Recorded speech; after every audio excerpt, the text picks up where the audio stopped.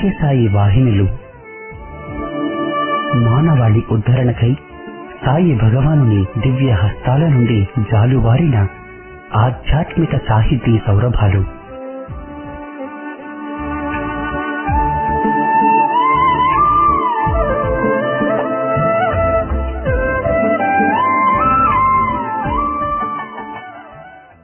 ఓం శ్రీ సాయిరామ్.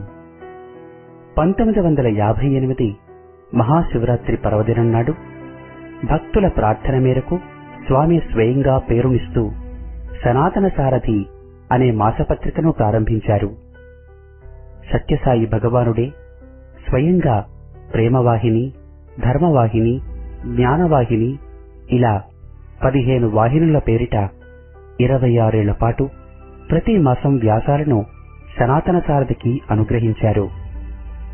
సాయి తత్వబోధ, సాయి ప్రేమ సారం ఈ 15 వాహినులలో నిక్షిప్తమై ఉంది. ఆ వాహినుల పరంపరలోని ఇప్పుడు మీరు వినబోయేది ఉపనిషత్ వాహినిలోంచి ఒక భాగం. జ్ఞానాదేవత కైవల్యం. మానవుడు పరబ్రహ్మ స్వరూపుడైనప్పటికీ పంచమహాభూతముల యొక్క గుణములతో కలిసిమెలిసి ఉండుటచే జీవుడనపడుచున్నాడు. ఆ జీవి పంచభూతములతో కలిసియుండుట వలనే జనన మరణ, సుఖదుఃఖ, పాపపుణ్యాలు కలుగుతున్నవి. పంచభూతములకు దూరముగా ఉండి వాని నుండి విడుదల నొందుటే కైవల్యమనియు, మోక్షమనియు, ముక్తి అనియు అనేక నామములతో పిలువబడుతున్నది. ఈ మూడునూ ఒకటియే, కాని నామములు మాత్రమే వేరు. పంచభూతములతో కలిసియుండుట వలనే పంచభూతాత్మకమైన జీవుల చేతను, ధన కనక వస్తు వాహనాదుల చేతను భయముందుచున్నాడు. ఒక్కొక్క సమయమందు వానిపై మోహముంచి వానిని పొందుటకై తపించుతున్నాడు. మరొకప్పుడు వాటినే ద్వేషించి నిశ్చింతగా ఉంటున్నాడు. అన్నింటికీ మూలస్థానం పరమాత్మయే. జీవికి ఆధారం భూమి, దానికి ఆధారం జలము, దానికి జన్మస్థానము అగ్ని, అగ్ని వాయువు నుండి, వాయువు ఆకాశము నుండి, ఆకాశము ప్రకృతి నుండి, అట్టి మూల ప్రకృతి పరమాత్మ నుండి ఆవిర్భావమందుచున్నవి. కాన అన్నింటికి మూలస్థానము పరమాత్మయే. అట్టి మూలస్థానమైన పరమాత్మను చేరవలెనన్న పంచభూతములలో పడిన జీవి నిత్యానిత్య విచారణ చేతను, అభ్యాస వైరాగ్యముల చేతను ఒక్కొక్క భూతమును క్రమముగా దాటి తన మూలస్థానమైన పరబ్రహ్మమును కలిసిపోవలెను. అట్టివానినే జీవన్ముక్తుడందుము. నిత్యానిత్య విచారణకు, నిజరూప సందర్శనమునకు ఆధారభూతములైనవే ఉపనిషత్తులు. ఉపనిషత్తులే వేదాంతములనబడును. ఇవి కేవలము జ్ఞానకాండమును బోధించును. జ్ఞానము వలనే ముక్తి లభించును. అందుకే జ్ఞానాదేవత కైవల్యం అని ఉపనిషత్తే చెప్పింది. కాండత్రయాత్మకం వేదం అన్నట్లు వేదము వలనే ఉపనిషత్తులు కూడా కాండత్రయాత్మకమై ఉన్నవి. జ్ఞానకాండ, ఉపాసనాకాండ, కర్మకాండలు ఇందులో కూడా కలవు. ఈ 3 పవిత్ర కాండములు ఒక్కొక్క దృష్ట్యా అద్వైత, విశిష్టాద్వైత మతాలను సమన్వయించుచున్నవి. ఉపనిషత్తో స్థితిరూప నిష్టను, బ్రహ్మ విద్యతో నిధిధ్యాసనమును, యోగశాస్త్రముతో మననమును గ్రహింపవలెను. ఇన్నింటి మూలమున చేయునదేది, తెలుసుకున్నదేది? అది తన నిజస్థితినే. తన స్వరూపమునకు ఏ ప్రాప్తిని చేకూర్చునో, ఎట్లు చేకూరునో సంపూర్ణ అర్థముతో ఇచ్చుట వలన ఉపనిషత్ అని పేరు వచ్చినది. అద్వైతామృతమే ఉపనిషత్ సారం. అసలు ఉపనిషత్ యొక్క అర్థము కడు సారవంతము. ఉప అనగా సమీపములో, నీ అనగా నిష్ఠతో శ్రవణము చేసిన వారికి అజ్ఞానము శిథిలము చేసి, షత్ అనగా పరమాత్మ ప్రాప్తిని చేకూర్చుట. ఈ కారణములను బట్టి ఉపనిషత్తులని పేరు వచ్చినది. ఉపనిషత్ కేవలము విద్యను బోధించుటే కాక ఆ విద్యను ఆచరణలో పెట్టే ప్రక్రియను కూడా బోధించుతున్నది. ఏ కర్మ విధి ధర్మముగా చేయవలనో తెలుపుటే కాక ఏ కర్మ చేయదగినదో, ఏ కర్మ చేయరానిదో అనే విషయాన్ని కూడా తెలుపుతున్నది. అసలు గీతను తీసుకున్న ఉపనిషత్ సారమే కదా. ఉపనిషత్ శ్రవణము ద్వారా కలుగవలసిన ఫలితము గీతా బోధ ద్వారా అర్జునునకు కలిగినది. ఉపనిషత్లలోని తత్వమసి గీతలో పాండవానాం ధనంజయ అను వాక్యముగా బోధించబడినది.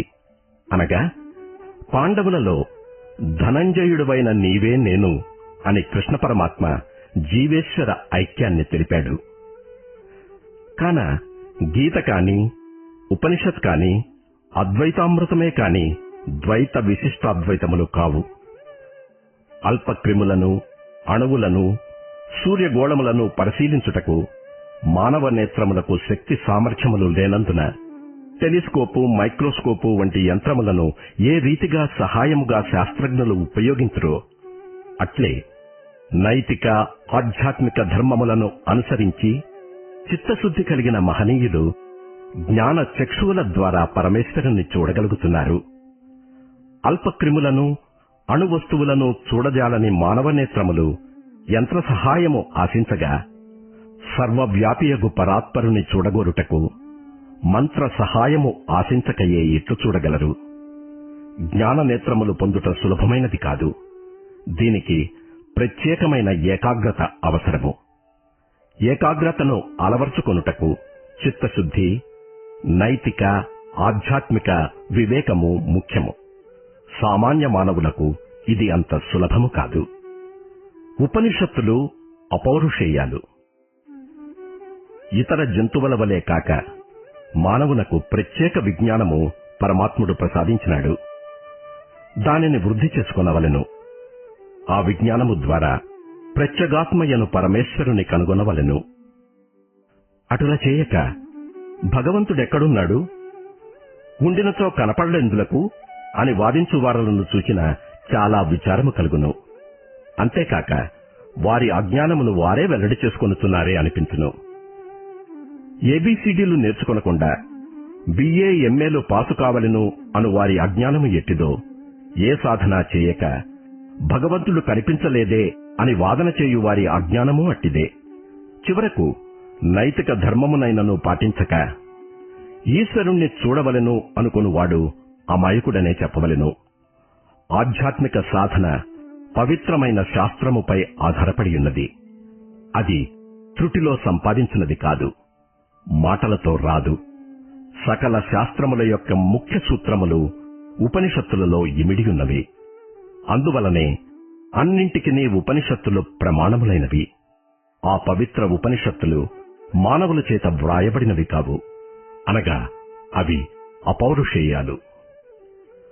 కాలక్రమేణా ఉపనిషత్తుల సంఖ్య తరుగుచున్నది. ఆదికాలము నుండి వచ్చు వేదముల ఉపాంగములే, అనగా వేద స్వరూపమునందలి కొన్ని అంగములే ఉపనిషత్తులు. ఇట్టి అనేక అంగములతో విరాజిల్లున్నదే వేదము. కాన ఉపనిషత్తులకు ఆధారము, ప్రమాణము వేదము. ఎట్లనా వేదములు అనంతములైనను ఇప్పటికి మిగిలినవి ఆచరణలో ఉన్నవి 4.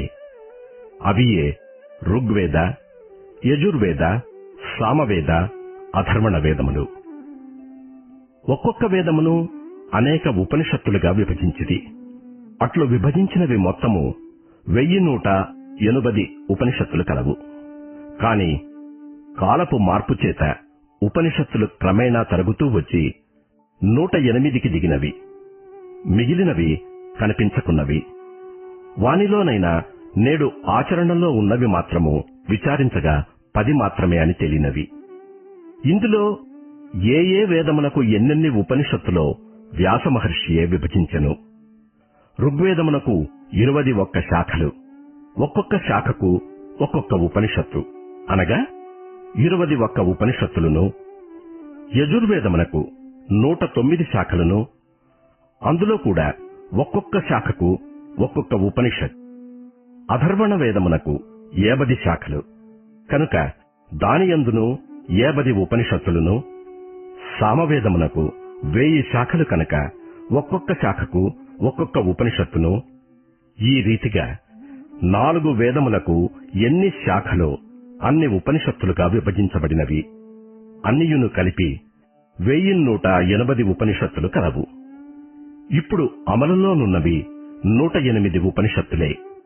అవి అన్నియూ మరుగున పడగా సర్వోపనిషత్సారమును చేర్చి శంకరుల వారు 10గా ఆచరణలో నిలిపిరి. ఆ దశోపనిషత్తుల ఆధారముతోనే ఈ ధర నిలిచి ఉంది. అవి కూడా ఏనాడు మరుగున పడి ప్రళయము సంభవించునో అను భయము ఆస్తికులకు వేద పండితులకు లేకపోలేదు. కాని పరమాత్మ అట్లు ఏనాడూ చేయడు. అందునిమిత్తమే భగవంతుడు అనేక రూపములతో అవతరించి వేదములను ధర్మములను ఉద్ధరించుతున్నాడు.